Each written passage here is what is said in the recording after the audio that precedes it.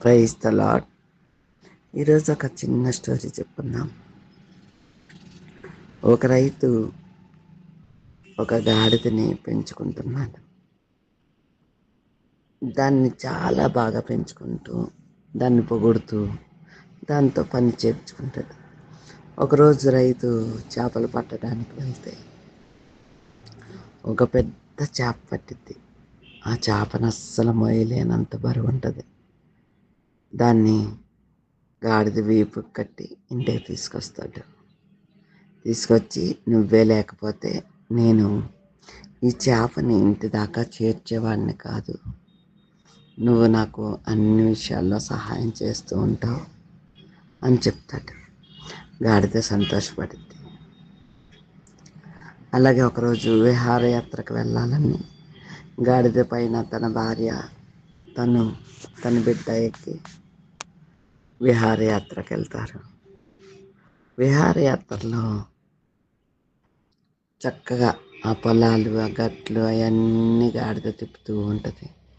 చాలా బాగా ఎంజాయ్ చేస్తారు. చేశాక ఇంటికి వచ్చాక గాడిదని పట్టుకొని అలా ఆవిడ కూడా చెప్తుంది, రైతు భార్య, నువ్వు ఉన్నావు కాబట్టి మేము ఈరోజు ఇంత సంతోషంగా ఉన్నాం, నువ్వు చాలా బాగా హెల్ప్ చేసావని.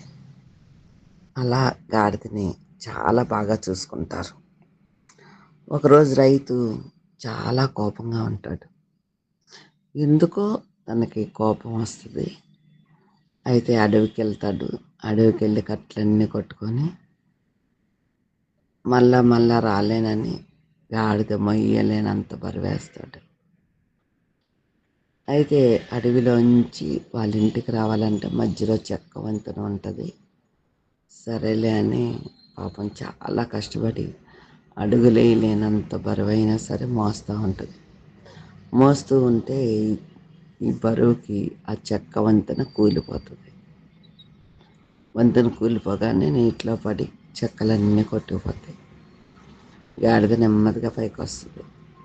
వస్తే ఇంటికి తీసుకొచ్చి దీనివల్ల చాలా నష్టపోయానని బాగా గాడిదని తిడుతూ ఉంటాడు. తిడుతూ ఉంటే పాపం దానికి గాయమై పడిపోవటం వల్ల చాలా బాధపడుతూ ఉంటుంది. వాళ్ళ ఆవిడ చెప్తుంది, దీనికి గాయమైంది, చికిత్స చేపిద్దామా అని. అంటే లేదు, దీనివల్ల నేను చాలా నష్టపోయాను కాబట్టి దీన్ని ఇలాగే వదిలిపాడే అని చెప్తాడు. అని చెప్తే గాడిద బాధపడుతుంది. బాధపడితే గాడిద కట్టేసి ఉంటుంది. దానికి ఆహారం కూడా పెట్టరు. ఆ గాడిద ఉన్న ప్లేస్లోనే పెద్ద గుంట తవ్వుతూ ఉంటాడు. ఆ గుంట తవ్వుతుంటే ఆ యజమాని గాడిద చూస్తుంది. ఇది 2 రోజులు ఆ అన్నం పెట్టకపోతే చచ్చిపోతుంది, ఈ గుంటలో పాతి పెట్టేయాలి, నాకు నష్టం కలిగించింది అని పెడతా ఉంటాడు. అప్పుడు ఆ గాడిద విని చాలా బాధపడుతుంది. మేలు చేసినప్పుడు పొగిడారు, నాకు ఓపిక లేనప్పుడు నన్ను తిడుతున్నారు అని చాలా బాధపడుతుంది. బాధపడి నెమ్మదిగా రైతు లోపలికి వెళ్ళాక ఆ తాళ్ళు కష్టపడి తెంపుకొని పారిపోతుంది. పారిపోయి అడవికి వెళ్ళిపోతుంది. ఏదుంటే అది తింటూ జీవిస్తుంది. ఈ కథను వింటే మనలో ఏదో ఒక మార్పు రావాలి కదా. నిజమే కదా. అమ్మ చిన్నప్పటి నుంచి అన్నం పెట్టి పెంచుతుంది. నాన్న చిన్నప్పటి నుంచి కష్టపడి చదివిస్తాడు. అన్నీ సమకూరుస్తారు. మరి వాళ్ళు ముసలి వయసు వచ్చాక వాళ్ళని మనం ఎందుకు భరించలేకపోతున్నాం? వాళ్ళకి చేదస్తం రావచ్చు, లేదా మర్చిపోవచ్చు, ఇవన్నీ కామనే కదా. కానీ మనుషులు మారిపోతారు. బాగున్నప్పుడు ఒకలాగా, బాగోలేనప్పుడు ఒకలాగా ఖచ్చితంగా జరుగుతూనే ఉంటుంది. ఇది మనుషుల మనస్తత్వం. కానీ ప్రేమ అనేది చాలా వాల్యుబుల్ కదా.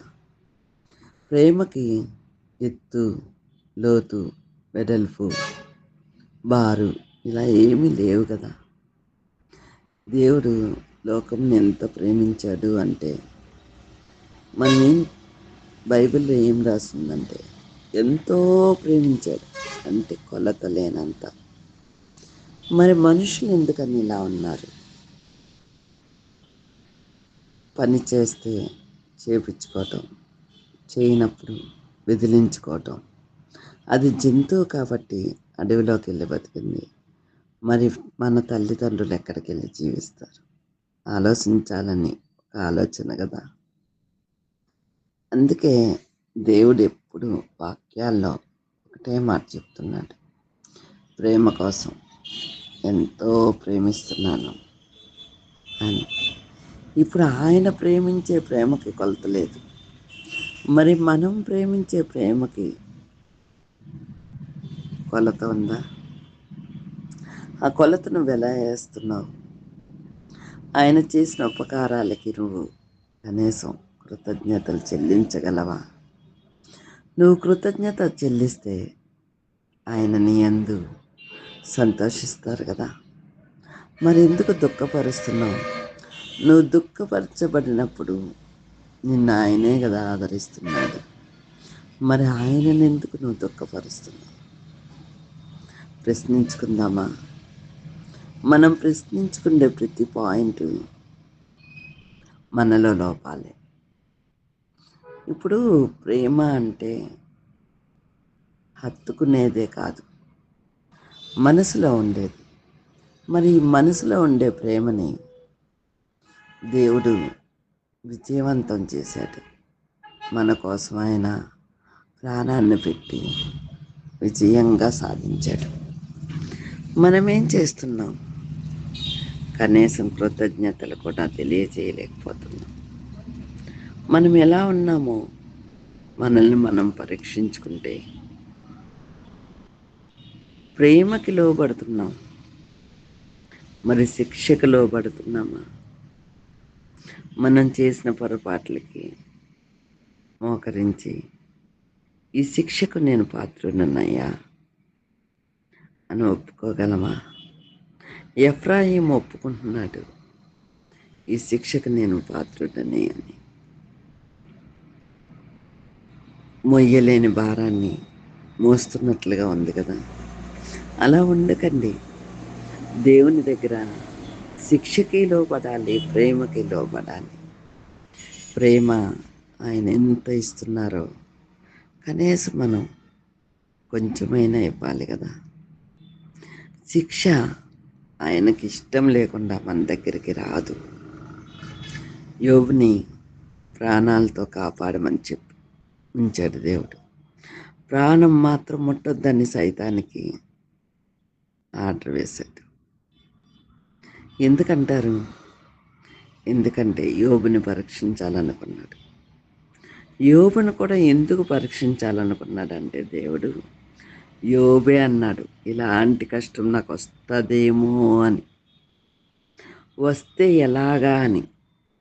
ఇప్పుడు చెప్పండి, మీరు తలంచిందే మీకు ఇస్తున్నాడా దేవుడు? మీరు తలంచనిది వస్తుందా? ఇక నుంచైనా మారండి. మీరు తలంచేటప్పుడు, ఏమో తండ్రి, నేను గొప్ప ఇంట్లోకి వెళ్తానేమో, ఆ ఇంట్లో నాకు ఒక ప్రార్థనా గది ఉంటుందేమో అని తలంచితే దేవుడు సంతోషంగా ఇస్తాడేమో.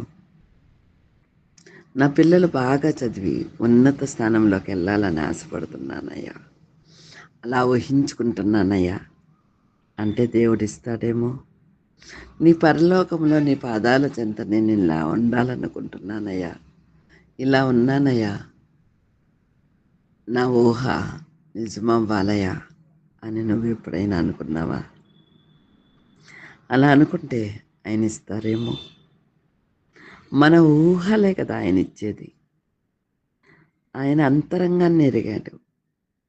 మన స్నేహితులు ఎవ్వరు మనల్ని మర్చిపోవచ్చు, ఎవరు మనకు కావాల్సినవి ఇవ్వకపోవచ్చు, లేదా మన బంధువులు, మన చుట్టాలు, మన ఇరుగు పొరుగు వారు మనల్ని గౌరవించకపోవచ్చు, మనల్ని దూషణ మాటలు మాట్లాడవచ్చు, మనం వెళ్తుంటే హేళన చేయొచ్చు. కానీ దేవుడు అవన్నీ మనకి వినపడకుండా చేసేస్తాడు. అయ్యా, వీళ్ళు మాట్లాడే ఏమీ నాకు వినపడకూడదు. నేను వెళ్తున్నప్పుడు సంతోషంగా వెళ్ళాలి, నేను వచ్చేటప్పుడు సంతోషంగా రావాలి అని నువ్వు అనుకుంటే దేవుడు ఇచ్చేస్తాడేమో. నువ్వు ఏది కోరితే అది ఆయన ఇవ్వాలనే కోరుకుంటున్నారు.